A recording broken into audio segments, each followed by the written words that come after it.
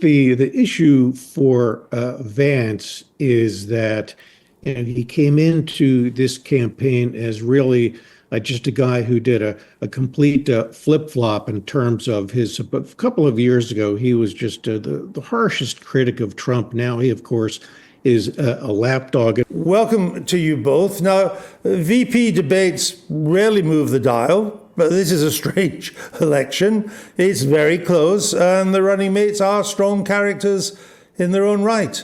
So maybe it will have an impact. What do you think, Ben? It's an election where, in particular, when it comes to the Democrats, voters don't know that much about Kamala Harris. They don't know that much about Tim Walz. They're sort of new characters. I agree with you that basically the history of vice presidential debates is they only matter when they go horribly awry and when people are really unprepared for them. And it seems unlikely. These are both pretty experienced politicians and debaters that'll happen. But I think there will actually be a lot of attention on it, from regular people. The debates have been very, very widely watched. What's your overview of it, Paul?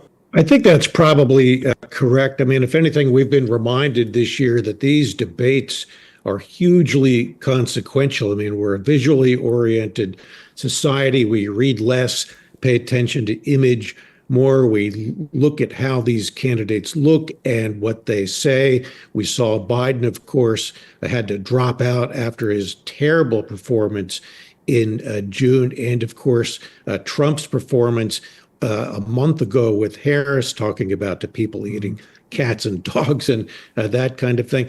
So these debates are really consequential. And I think Ben made a really good point about how these candidates, at least on the Democratic side, are largely undefined to voters, which of course ups the stakes for these debates even further. So tonight's slugfest between Walz and Vance could be consequential, though likely not in a healthy, positive way. It all comes down to what they say, how they say it, and how they look. And again, something strange, Ben, in this strange election.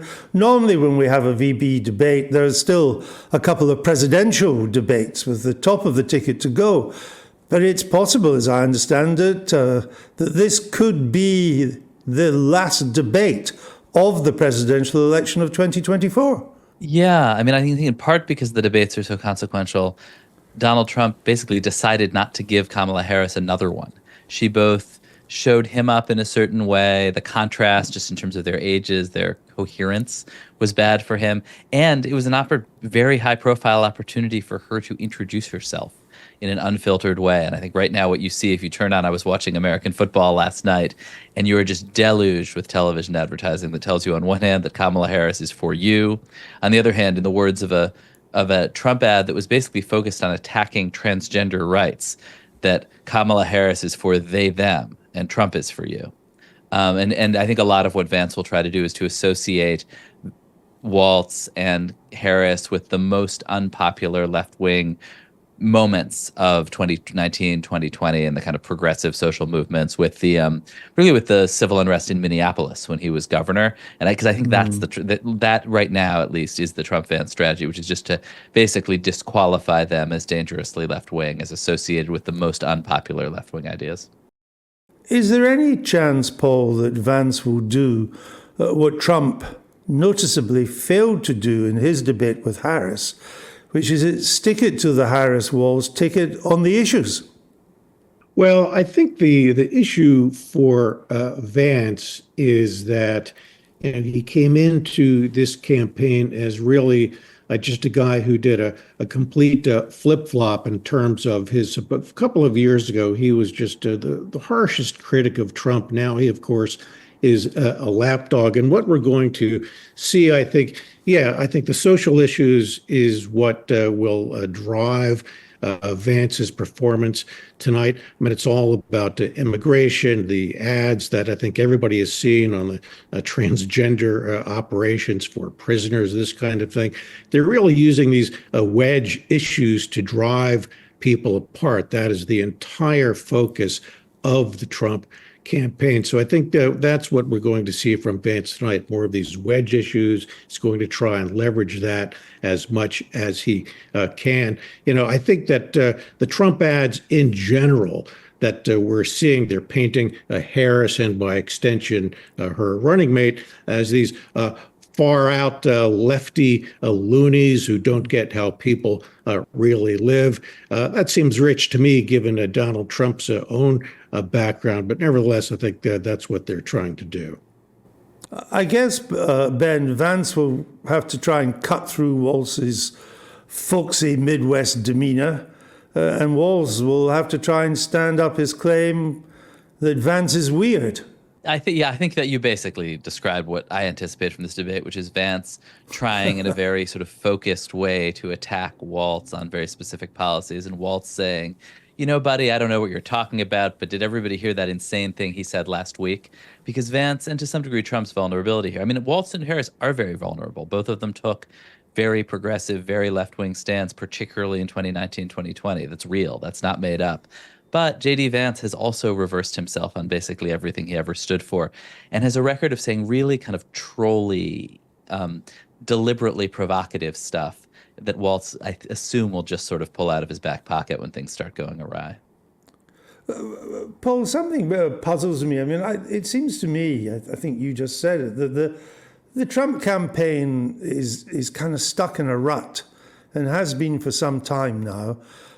Trump is beginning to sound like a broken record with the same old shtick again and again. I get the impression even the cult is a bit fed up with it all.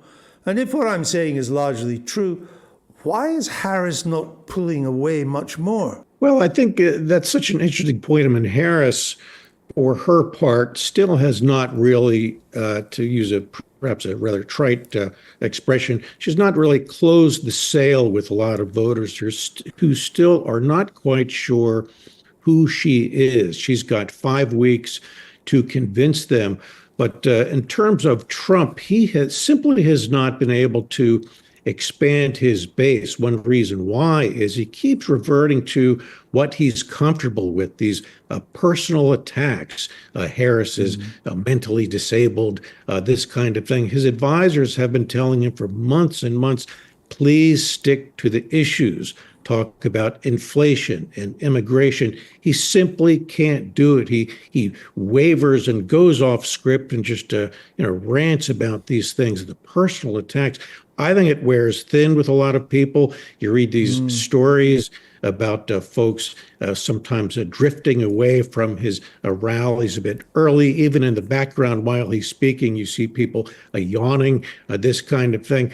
He is not doing a good job, I think, of expanding his base. He's never gotten more than 46, 47% of the electorate, and these perhaps are reasons why. So they've both got problems.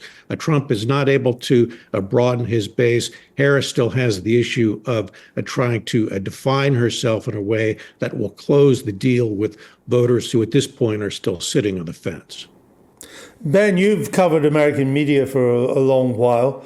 In terms of where people are going to for their news and comment and analysis, is the mainstream media still holding its own, or is there now a clear ascendancy of social media and alternative media in this election campaign? You know, I would say the big story is really fragmentation. I mean, almost nothing big is ascendant. Lots of small things are ascendant. On any given day, one TikTok account might be the thing that, in particular, when Harris launched, sort of drives people's perception of the campaign. But I would say, like, the mainstream media is weakened, is smaller, but it's not being replaced by anything in particular. It's being replaced by a fragmented landscape in which, you know, these outlets like the New York Times remain the most powerful individual players, the New York Times, Fox News, but weakened from where they were last time, with nothing in particular coming up to replace them. Outlets like Ben Shapiro's Daily Wire, you know, on the right, you know, a new group of left-wing outlets. They're about the same size they were last cycle too, and lots of individual voices, lots of noise has come in to replace them. Lots of attention and time spent on TikTok, which is, you know, very powerful, obviously largely organic, reflecting what young people in America are interested in, but also totally opaque in terms of, to outsiders, what's going on there and how are decisions about promotion being made. Paul, do you think the mainstream media in America, is it holding its own in this election campaign? Is it still where people are going to find out what's happening and to get their news and opinion? Well, it's really a generational thing. I think among younger people, social media clearly is where it's at, although older folks are on Facebook, less so on Instagram. But I think the fragmentation theory, I think, is a good one. There's something else that I think is quite noticeable in this campaign. I think this is really, although this has been around forever, I think this is the first campaign where you can really say that it has been dominated to a huge extent by this ugly scourge of disinformation. I think we're seeing more of that now across a lot of these smaller platforms that Ben mentioned, where perhaps people have the ability to just post whatever they want, hit the send button, and it can just ricochet around the world rather quickly without being fact checked, that kind of thing. There's just a tidal wave of stuff that's simply not true. You could name a subject. I'll give you an example of either an extreme distortion, something that's not been placed in proper context, or just a bald-faced lie. And of course, it's a waste of time, I think, to try and argue facts with voters about this simply for the reason that their entire knowledge base, if you can call it that, is their foundation for their views is predicated on falsehoods. To them, though, it's their North Star, and study after study shows if you try and expose them to anything different, anything that's factual, they tend to dig in their heels. People do not like to be told that they are wrong. I think that is really something that needs more attention. This is a huge issue in this campaign. It's a bit depressing too. I think we'll leave it there. Thank you both for coming on the show. I hope we can get back to you as the campaign progresses. That's my thanks to Ben Smith, Editor-in-Chief of Semaphore, Paul Brandus, Editor of the West Wing Report.